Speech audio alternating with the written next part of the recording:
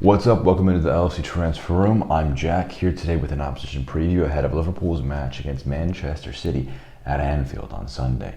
Joining us today is Sam Lee, the athletic reporter who covers Manchester City. Tremendous reporter, some tremendous insight in today's video.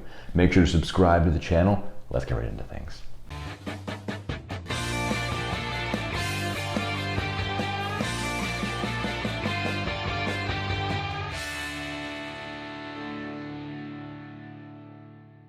So Manchester City have had a very interesting start to the season. 4 wins, a draw, and a loss. The Premier League has them pretty close to Liverpool in terms of the title race, only a point behind them. How has their season performed compared to the expectations in the eyes of Sam? It's very kind of difficult to put your finger on. Like if we'd done this after the Chelsea game, it would have been like, oh yeah, they're still obviously really good, and I mean they are still really good. But in terms of expectations, I mean, has anybody expected them to not score in so many games? Obviously, what I'm talking about is the PSG game. They didn't score in that game, and there was the Southampton game. There was the Tottenham game, which was the first game of the season. I'm not reading too much into, but I'm trying to work out. Obviously, as a reporter who covers a club, and I guess as fans who follow a club, you're always trying to work out how the season's going to go, and it's kind of stuttering, but not in the way that it did in 2019-20 when Liverpool won the league and City couldn't really get going and they finished plenty behind. But they still won most of their games, but every now and again they just throw in a stinker. They're not really throwing in stinkers at the minute. They just can't score. And then you think with Liverpool and Chelsea, they're going to be better than they were last year. If that continues to be the case for City, are they going to win the title? So there's quite a few questions at the moment, but they are still really good. That performance at Chelsea was a great reminder of that, and they played pretty well. I thought they played very well in Paris. Manchester City notably went after Harry Kane in the summer, unable to bring him to the Etihad, so they're playing more or less without a striker after the departure of Sergio Aguero. Raheem Sterling, false nines like Foden, Bernardo Silva, and Kevin De Bruyne mean that they have a lot of different options and tried a lot of different things in that striker position. And how has that impacted the way that Manchester City have played? I mean, I could talk about this a hell of a lot, and the main reason I wrote about it last week, well, the main reason was because Guardiola admitted they were lacking something. He said, a striker gives them something extra, and he said they survived last year. He said they survived just about last year without Aguero. So Guardiola obviously believes they need one. I'm always kind of, I don't mean to be contrarian, but I kind of am. And it just seems too obvious to say they need a striker. That's the issue. But I think it's one of the issues, or at least what I've always said is they don't need one, because after what they did last season, you can't say they need one because they've proven that they literally don't. But it would be another option. And so fundamentally, Guardiola said that it would give them something extra. I believe it would give them something extra. But within that argument, there's different ways you could kind of pick holes in it. And, Bernardo Silva missing those chances, or, Sterling first and then Bernardo with the follow-up, that's not necessarily going to be impacted by a striker being there. Probably in Sterling's case with the header, if you put, let's say, Haaland or possibly Kane on the end of that chance, it's probably going in the net. So that's an easy comparison to make. But when Grealish went through one-on-one against Chelsea the other day, some of the cutbacks into the box, a striker is not necessarily going to solve that. It's still going to be Grealish going through the middle, because that was the position he had to take up. It's still going to be, Sterling's big chance conversion rate is pretty low over the last few years. Gabriel Jesus has been low on average since he signed. City don't have clinical players generally, so just buying one striker isn't going to fix that.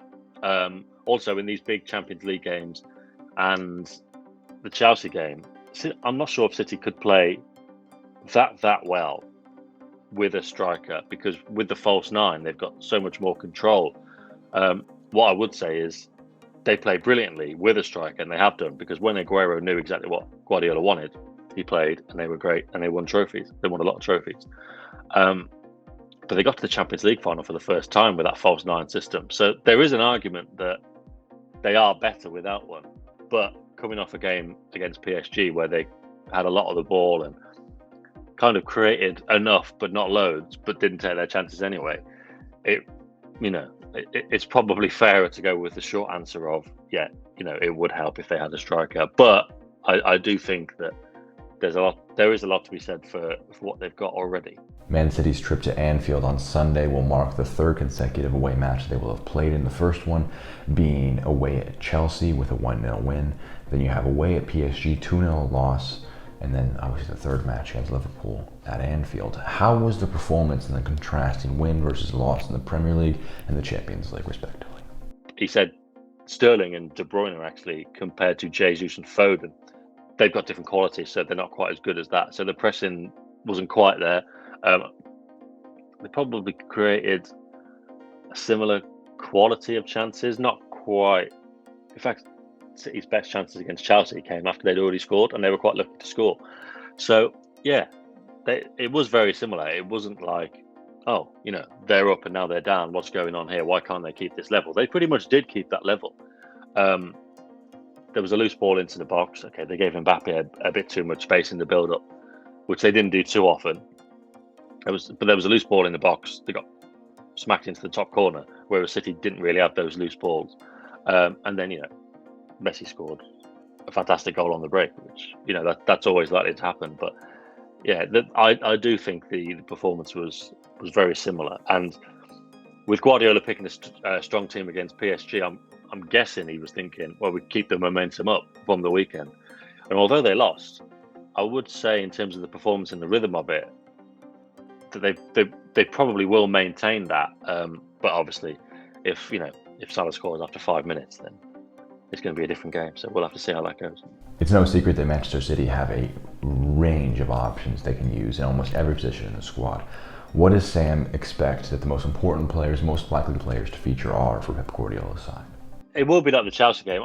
The specific movements and the way they press and the passes they try to make them play will be different. I think Liverpool are happier to go long than Chelsea.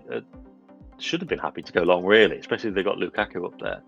And they didn't have much in the way of midfield, so they should have been happier bypassing midfield, but they didn't. They tried to play out through Jorginho, and that's where City got them. But Liverpool will be happy to go long, and I know for football media and Twitter and everything is pretty childish, and as soon as anybody mentions long balls, it's normally seen as a jibe. But we're all grown up enough to know how Liverpool play. Van Dijk will knock it forward if he can, and that's fine. I know Alexander-Arnold probably isn't going to play, but Liverpool can switch it across the pitch from fullback to fullback, and that's a huge strength of theirs. So they won't be able to play in exactly the same way, but it will be pressing. It will be, I'm sure Foden will play. I'm sure Jesus will come back in, given what Guardiola said about his first actions and the fact that he did it so well last weekend. That's what they'll be looking for. Again, I'd be amazed if Sterling played as a striker. I'd be amazed if Torres played as a striker. I think they'll want a false nine, probably De Bruyne again. Maybe Bernardo Silva. The thing is with De Bruyne, talking about FPL, you don't get his best qualities. He's not running towards the goal, playing through balls or shooting. He's coming away, but he can fulfill that role as he did against Chelsea, and it does help them control the game. They've got so many men in midfield. If you think about those three, Jesus, not so much Jesus, sorry, De Bruyne, Grealish probably on the left, Foden, and then you've got Bernardo Silva and Rodri. That's five. You got five midfielders in those kind of central areas. They won't have Gundogan, but if they did, there'd be a way for him to fit in as well. Obviously, they've got Jesus helping out, so they've got those characteristics, those midfielders to keep the ball and press high. So that's the game it's going to be, I would think. Trent Alexander-Arnold missed the trip to Porto, so his question and his status ahead of Sunday's match is really up in the air, but the likelihood is that James Milner will start at right back. How much of an impact does Sam expect that to make in the way that City try to attack Liverpool in general? They've had some joy against Alexander-Arnold in the past. I mean, in that 2019-20 season when Liverpool won 3-1 in start of November, end of October, and that was basically the end of the title race then. We didn't know it at the time, but that was it. That was when there was the whole Sterling Gomez thing the day after, but Sterling played very well against Alexander-Arnold then. So even if Alexander-Arnold was playing, that could be some space that City would look to exploit anyway. Maybe with Milner, he'll be a bit more disciplined and he won't get forward so much, and there won't be so much space. I know it's, he's not a spring chicken, I guess you could say, and it's not his absolute best position, but he is dependable and reliable, and if you give him a task, he'll stick to it. So I'm not sure. It might make it a bit harder in a way, just in the sense of breaking them down. And if we're thinking about the Chelsea game when they created chances and they did score, but they didn't. For all they won the ball 35 yards from the Chelsea goal, and they were in with transitions, they didn't really get through the centre backs. And Chelsea got 3 huge centre backs, and City had 3 small strikers, and they couldn't quite get through the middle. And it was the Jesus deflection that was the goal. Against PSG, they got a bit closer to getting through the middle. They kind of got to the spaces between the edge of this 18-yard box and the edge of the 6-yard box. They got in there, so it wasn't like they were playing around the penalty box. They got in there. They couldn't quite get through the middle. They couldn't put the ball back. They couldn't get the shots in at the near post. So if you're trying to break down Liverpool, and you got Konate, I guess may play now. Now he's started the game. I don't know, but Matty started the season very well, and obviously Van Dijk's there as well. And Fabinho, another huge player. I'm not sure on his fitness status, but it might make them harder to break down. In terms of exploiting things, I don't think there's going to be anything glaring in the Liverpool lineup that they're going to be able to exploit. They're just going to have to just stick at it and keep probing and try to have the ball. But I think Liverpool, they're not going to play like as defensively as Chelsea did, and to be fair, they're not going to play as defensively as PSG did either. So it will be different, but City will try and go about things in the same way. But Liverpool will be more comfortable under that pressure. It's no secret that these are 2 great sides, Liverpool and Man City. The last 2 teams who have won a Premier League title in the last 4 years. The only 2 teams who have won a Premier League title in the last 4 years. Liverpool, they've had some great matches in the history, but are there any weaknesses really in this Manchester City side? I mean, I don't think there's much. I really don't think there's much. And this is the thing about the performance against PSG. It was Messi, Neymar, and Mbappe, but City controlled how they kind of counter-attacked. They controlled their time on the ball. They were always going to have time on the ball, but it wasn't a lot. And Guardiola used the word minimise, and they did minimise it. In terms of the job they did on those guys, probably about as well as could be expected. Or if it wasn't quite as well as it could be expected, then PSG just capitalise on any small kind of frailty, which not every team's going to do. The issue was obviously going the other way and just getting into that last position to have a shot or putting the shot away. So the only real weakness is not having somebody who can basically do what PSG did.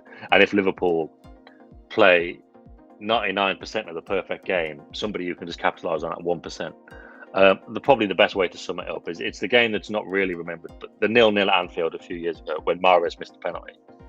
Now, whether it's a penalty or whether it's a one-on-one or whether it's, I don't know, just a snapshot from a cutback or something, City are not a clinical side built to take those chances. So that's the only thing that's really holding them back from being that. It's not as easy as a striker would solve everything, but just if 2 of the players were a bit more clinical than they are, like if they were 10 to 15% more clinical in terms of big chances, then they would be even better, and they wouldn't have these games where they've not scored. So that's the only thing really. So some great insight from Sam all around. Thanks again to him for coming onto the channel. Let's look at some tactics, look at some analysis of what we can expect from Liverpool and Man City. Let's kind of lay them out top to bottom, starting with the home team, Liverpool. So obviously in net, Alisson, Becker, tremendous options. At right back, I'm likely going to expect to see James Milner because with the injury of Trent Alexander-Arnold, we saw him fill in at right back against Porto, did a very good job in that position. I cannot imagine Nico Williams or Connor Bradley make the appearance there.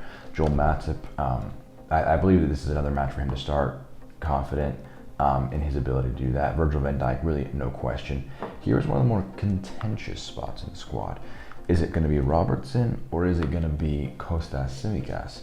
I almost instinctively just brought Robertson out because he's been one of the key performers of Liverpool for the last few years. But you could make an argument that maybe it is time to try something a bit different at left back. For this match, maybe a bit too much of a risk for Klopp to take. I would guess that it's going to be Robertson. In the holding midfield position, Fabinho, vitally important in this match.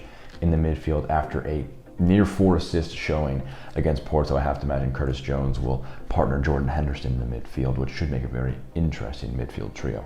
Up front, Mohamed Salah been in tremendous form so far this season. Diogo Jota missing a few chances that I think he'll want to have back. I imagine he will be a very important player.